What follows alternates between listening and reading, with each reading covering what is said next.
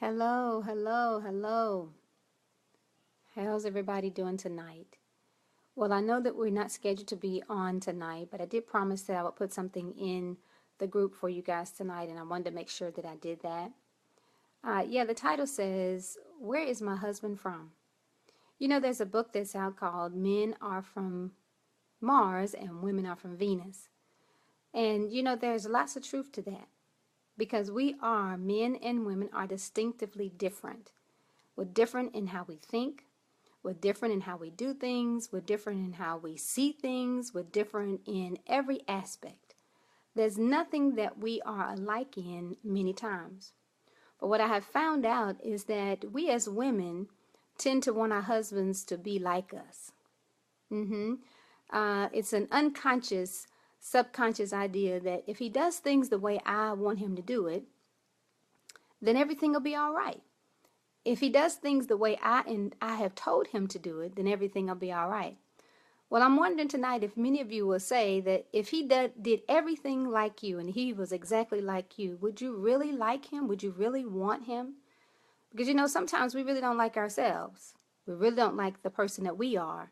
And so because we don't like ourselves, sometimes wanting our husband to be like us subconsciously is a wrong idea. Men are different. They think differently. They see differently. And sometimes because they are so different, we have a difficult time embracing the differences that we have. It's so strange to me that on our jobs, we celebrate the differences of other people.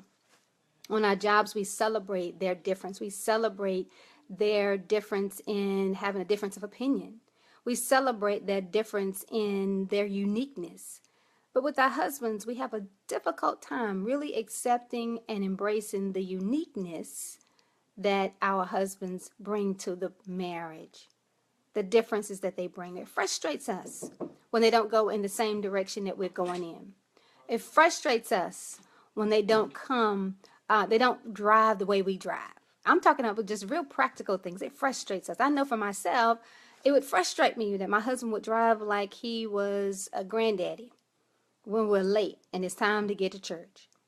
He's driving like a granddaddy. I'm thinking, would you really just speed up? So how did I combat that? I combated that by when I know I'm in a hurry, rather than being frustrated at the differences in how we drive, I just get in the driver's seat and just drive. Solves that problem. I'm done. I can get where I want to go at the time I want to get there. But men are different. Women are different. We feel differently. We think differently. We talk differently. The language that we talk in, the language that we speak is different. Have you ever sat around and watched your husband in a conversation with other men? Have you ever watched the dynamics of those men? There's not anything that's complete. They never fully complete full sentences, but they laugh and giggle at everything. And you're trying to figure out, what did they just say? What just came out of that conversation? You're confused trying to figure out what in the world happened, but there was a language that took place between the brothers. They understood each other, right? We as ladies, we do the same thing. We complete full sentences, have full thought. We complete everything that we're going to say, and man, we've connected to 6 or 7 different parts of our conversation, and everybody understands because we fully talk out everything. But what we don't understand is that a woman's brain and a man's brain is different. A man's brain is in compartments. Can you think of a box? A man's brain thinks in compartments, in boxes. There are boxes that men put their things in. Marriage is in a box. Work is in a box. Children is in a box. Career goals is in a box. The football game, the things they enjoy, all those things are in boxes. They pull them out.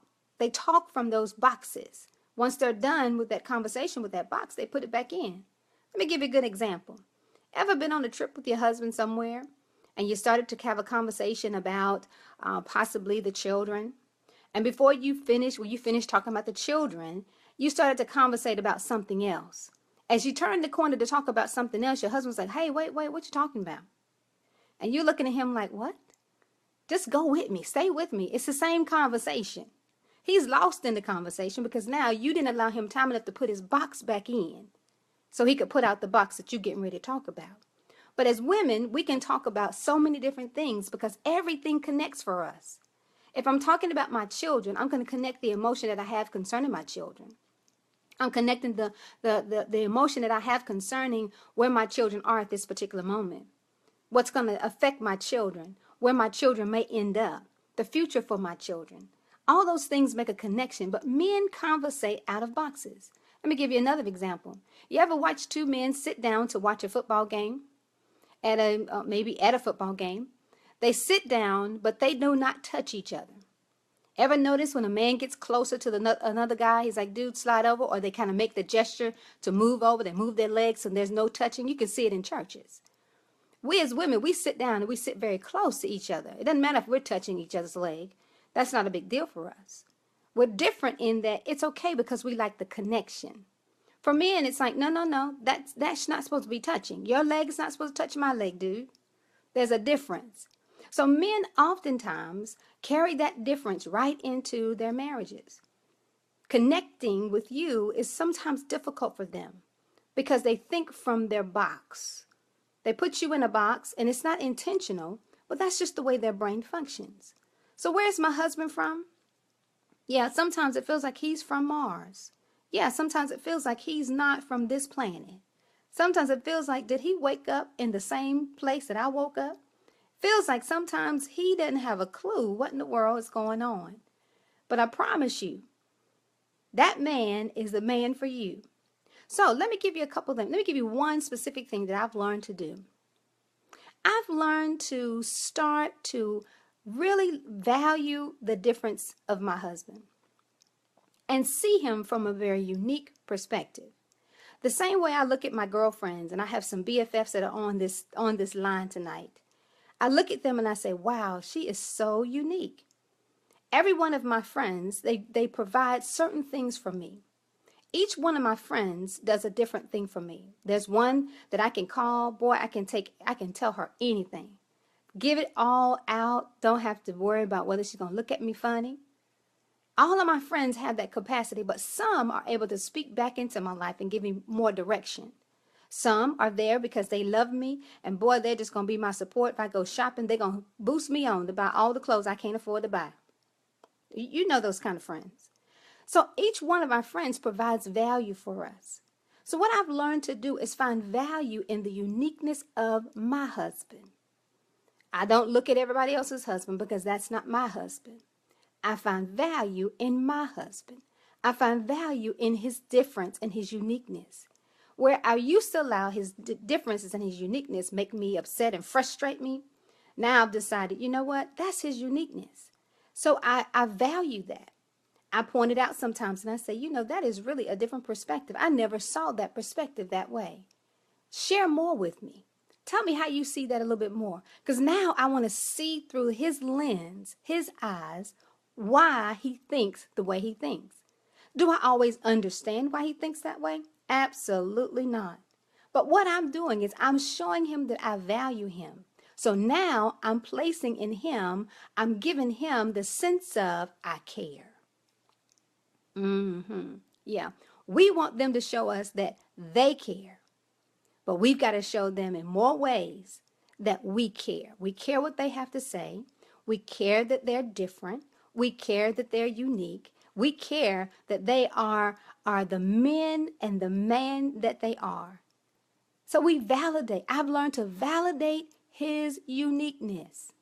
I'm validating the man I have. The more I validate him, the more he gets stronger. And the more he starts saying, I had this thought the other day.